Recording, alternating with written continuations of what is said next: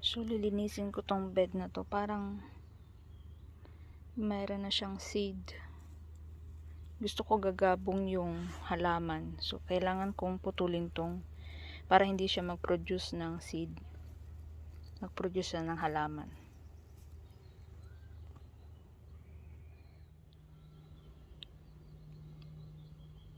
So tapos ko na siyang gupitan, tanggalin yung mga seeds niya. Babalikan ko siya sa autumn kasi doon pa lang pwedeng mag tanim para hindi siya mamatay.